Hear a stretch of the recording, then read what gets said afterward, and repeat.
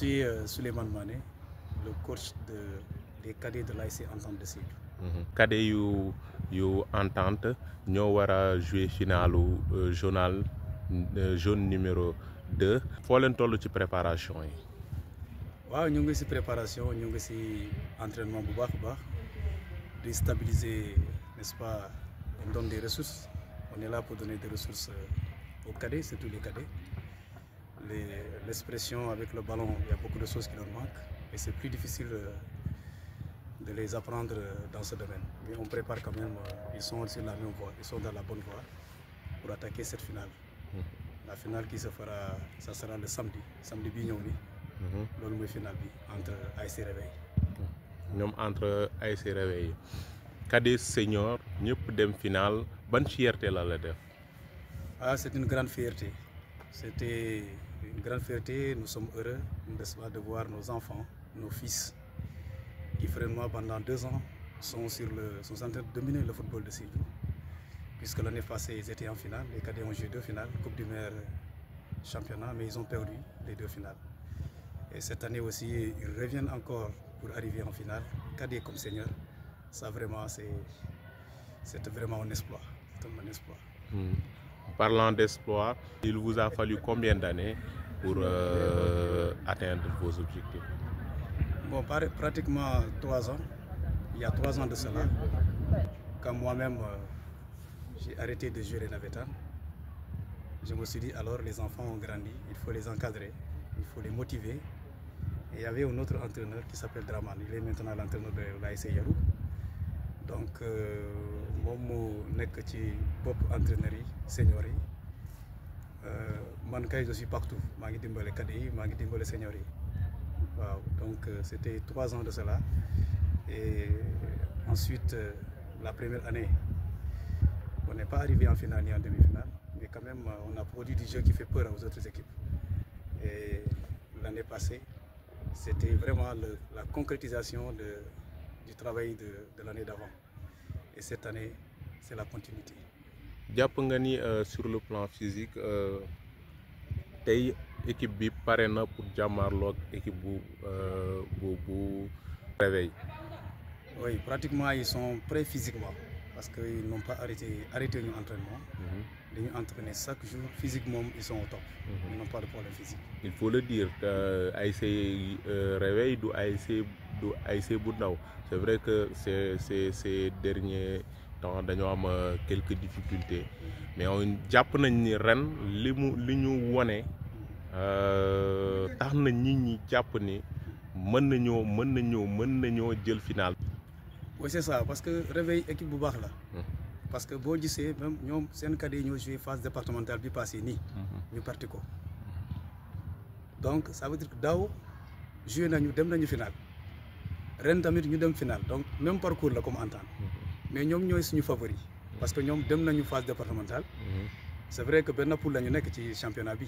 ñu gagné leen suñu premier match bi contre ñoom 2-1. Mais bokkul ak final. Final dafa métti te am na lu xam ne dina changer mun na changer mun na am mais ñoom ñooy favori. Mais suñu cadets yi duñu bàyyi Réveil jël ñaari yoon. éliminer leen ñaari yoon. kon dina métti. Donc on souhaite que la chance se tourne vers nous aussi cette fois-ci. Voilà. En tant qu'acteur du football nga yàgg ci wàllum sport tey lan nga ñu mën a wax ci problème sport fii Sédhiou. waaw problème sport fii Sédhiou mooy encadrement xale yi parce que encadrer les enfants ça veut dire que toi-même qui les encadres il faut avoir un savoir-faire et savoir-être. Il faut les préparer au professionnalisme en tout cas, développer leur niveau de jeu, développer leur technique, développer leur façon de jouer parce que beaucoup d'enfants ont appris le football de la rue. C'est très compliqué de leur enlever cette vice-là. Ils ont des qualités qu'ils ont pris à la rue, mais ils ont beaucoup de défauts qu'ils ont pris à la rue, qui ne peuvent pas faire entrer dans un football de haut niveau. Donc là, il faut leur casser tout ça, leur amener, n'est-ce pas, le vrai football, la réalité vraiment du vrai football, rehausser leur niveau. Ça, ce n'est pas un travail simple. Et toujours parlant du sport ici à Sédhiou gis nañ ni tamit stade biñ nekk nii c'est vrai que lal nañ tapis bi mais waaye ba léegi des na loo ci mën a àddu.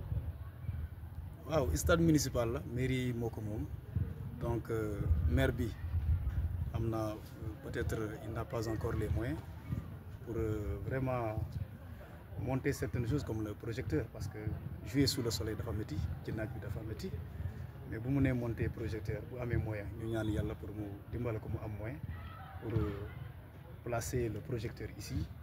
Ensuite finir faire la finition parce que l'alentour du terrain est trop accidenté, c'est pas prudent avec des pierres un peu partout. Donc je pense que c'est le manque de moyens. Et quand tu vois la clôture aussi am na problème donc pour le clôture bi mën na daanu ci kaw xale yi ou bien un joueur on ne sait pas. Donc nañu ko ñaan mu am xaalis bu koy dimbale pour def loolu yëpp. C'est ça. Bon, les autorités on leur demande de soutenir la jeunesse dans tous les plans, que ce soit plan matériel, plan financier, d'accompagner les jeunes partout dans le sport parce que ce n'est pas que le football, il y a aussi parce que les autres sports qui se développent ici à Sédhiou, mais ils n'ont pas d'infrastructure, ça c'est un problème. C'est un problème et si les autorités peuvent vraiment aider, n'est-ce pas, Sédhiou à avoir ces infrastructures, je pense que nous aurons des talents qui vont servir notre pays. Bonjour, je me nomme Sana Diatta. Je suis le capitaine de l'ASC Entente en catégorie cadette. L'année passée, on était en finale. On a joué 2 finales et on nous a battus. Et cette année aussi, on est allé en finale et aussi on va remporter la finale. Car être capitaine, c'est une fierté pour moi. Parce que c'est pas facile. C'est pas facile. Sur le plan tactique, vous êtes prêt à gagner la finale? Oui. Je le dis haut et fort. Sur le plan tactique, on est prêt. Parce que depuis le 16 août, on a commencé les entraînements jusqu'à aujourd'hui. Donc on est prêt. Et sur le plan physique? On est prêt aussi. Assalamu alaikum, man maa ngi tudd Abdou Khadir Djeyrani Sarr, capitaine de l'ASC Entente. En tant que capitaine de l'ASC Entente, ban fierté la nga am ci demum Entente lii di finalu ci final. D'abord kontaan sant yàlla ci ndam yi am durant dernière année yi parce que boo xoolee année passée ñoo nekkoon champion mooy navétane bi ñu daan ren tamit yàlla jàppale ñu nekk champion départemental ñu ren tamit ñu ñëw ñu nekkaat final te aw ma leen la dul sant yàlla xam nga kontaan quoi. kontaan. yow jàpp nga ni lii liggéey moo leen ko jox. En fait je peux dire waaw liggéey moo ñu ko jox quoi parce que boo xoolee depuis le 16 juillet lañ commencé entraînement kon c'était pas évident kon mën nañ wax ni entraînement bi ak ndimbalu yàlla.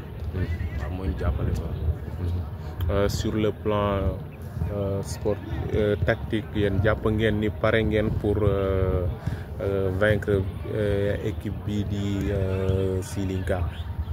Il faut le reconnaître que Silinka du équipe bu ndaw équipe bu mag la.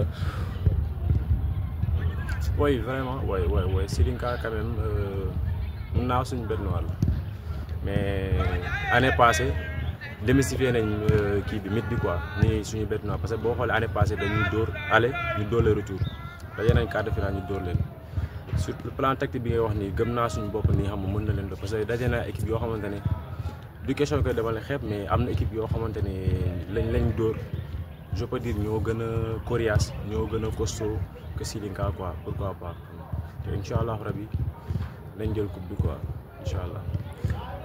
ba léegi ci wàllum sport yow pour yow lan mooy problème mu jeunesse yu pratiquer sport ici.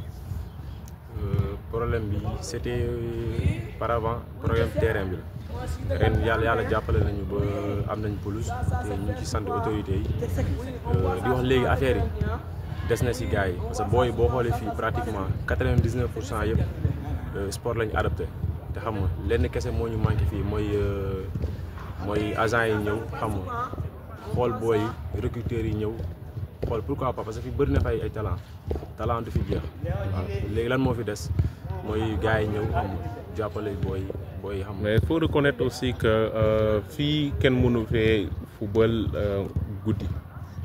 oui pratiquement boo xoolee terrain bi je peux dire que certes ànd nañ mais c'est pas fini jeexul des na lu bëri parce que match 15 heures yi nii wax dëgg fa yàlla arrangé wul joueurs yi nag arrangé wul joueurs yi quoi wax dëgg fa yàlla parce que boo xoolee booy joué 15 heures ak par rapport booy joué guddi mooy gën a neex parce que 15 heures maa yi wax dëgg fa yàlla joueurs dañuy sonn trop. non xanaa match guddi mënu fee am ndax fii amul projecteur. oui amul projecteur xam nga loolu kese fii manqué mais suñu sañoon.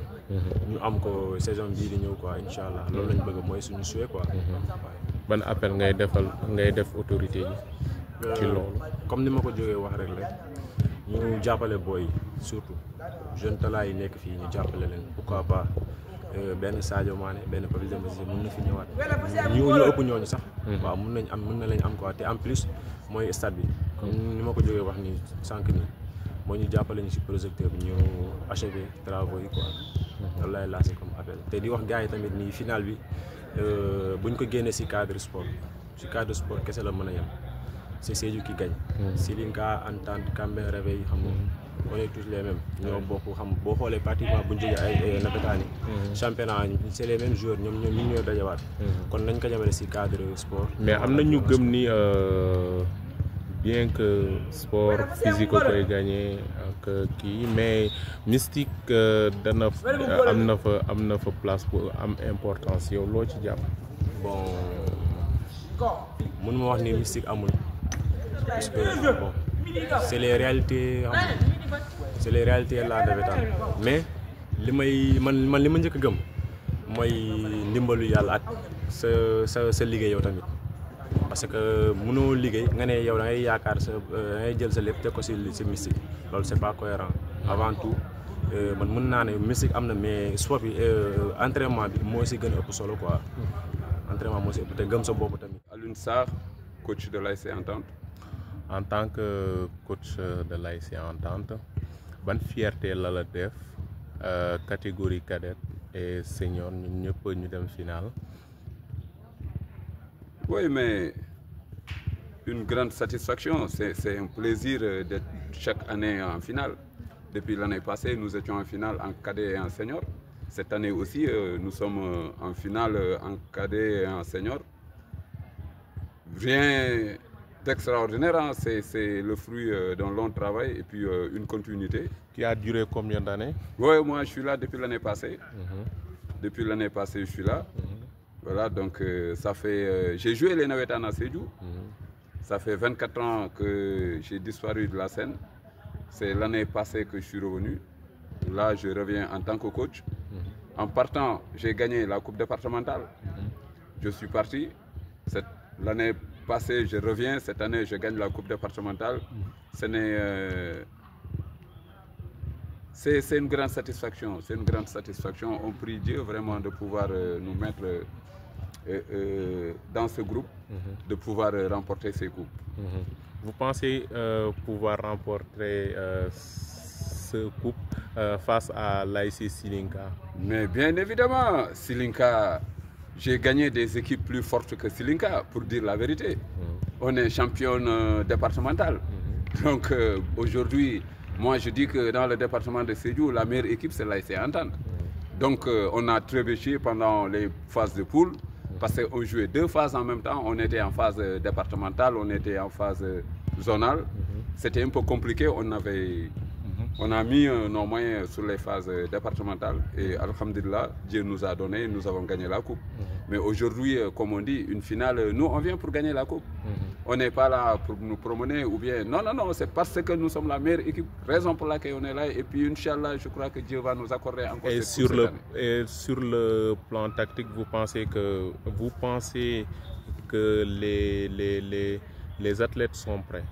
Bon, nous avons une équipe qui s'entraîne depuis le 16 juillet jusqu'à nos jours. On n'a jamais baissé les bras. On continue les entraînements. Donc obligatoirement, à pareil moment, le joueur qui n'est pas prêt physiquement, sache que donc tu es malade. Nous avons, le groupe n'est pas au complet, mais alhamdulillah, l'ossature de l'équipe est là. Les titulaires presque à 95% sont tous ici. Et j'espère que là, ils seront présents au rendez-vous et donneront satisfaction à leur public. bu ñu lay dégg dafay mel ni supporters yi war nañoo gën a wóoluwaat seen équipe bi. waaw ñun fii gars yi wóolu nañ ñu ba pare. gars yi wóolu nañ ñu ba pare xale ndaw yi koñ ba foo dem dañ leen naan vraiment Entente day gagné équipe bi Entente day dóor Silinka Entente day dóor Silinka. J'ai un grand respect envers l'adversaire. Mais franchement, c'est le football. Voilà, yalla moy maye. Mais je vous dis, je n'ai pas de crainte par rapport à l'adversaire, quoi, franchement.